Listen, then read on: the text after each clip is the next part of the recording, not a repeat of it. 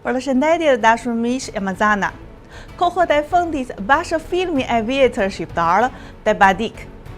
Filmi zhvillohet në sfondin e luftës nacionale që lirimtare të popullit shqiptar.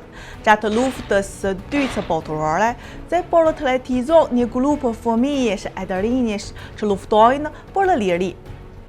Ata nuk kishin armë të përballuar, por mbështeteshin në bindjet e tyre të forta, për të përballur me pushtetuesit dhe për të mbrojtur vatrat e tyre.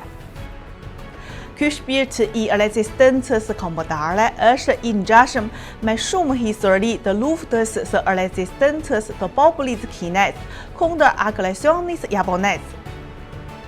Në fushat me të porë të Kinës verilinore, ushtarët e koalicionit anti-japonez vijuan të luftoni në të ftohtin e ashpër prej -40°C. Në Nanking njerëzit e zakonshëm rrezikuan jetën e tyre për të mbrojtur bashkëqytetarët që vuanin. Këto fragmente historike mbahen mend përgjithmonë përmes filmave. Edhe pse Kina e Shqipëria janë mijëra kilometra larg, gëzimi dhe shpirti i sakrificës i treguar nga popujt e të dy vendeve në luftën kundër fashizmit e militarizmit janë të njëjtë. Si Shqipëria ashtu edhe Kina kanë pësuar dëme të rënda nga lufta, dhe kjo provojë i ka bërë popujt e të dy vendeve ta çmojnë më shumë paqen. Këta filma të vjetër na të tregojnë me anë të historive reale se mbrojtja e paqes kërkon përpjekje të përbashkëta nga të gjitha vendet e nga të gjitha popujt. Koncepti i bashkësisë me një të ardhme të përbashkët për njerëzimin, i propozuar nga Kina, kërkon me multilateralizmi e mbështetur nga vendet e tjera, duke theksuar zgjidhje e talimeve nëpërmjet dialogut dhe bashkëpunimit.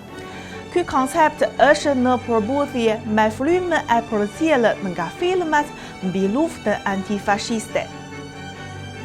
Mësimet e nxjerrë me kosto të lartë të jetës njerëzore na tregojnë se përçarja dhe vërejtja sjellin vetëm fatkeqësi, ndërsa toleranca dhe mirëkuptimi mund të krijojnë paqe të qëndrueshme.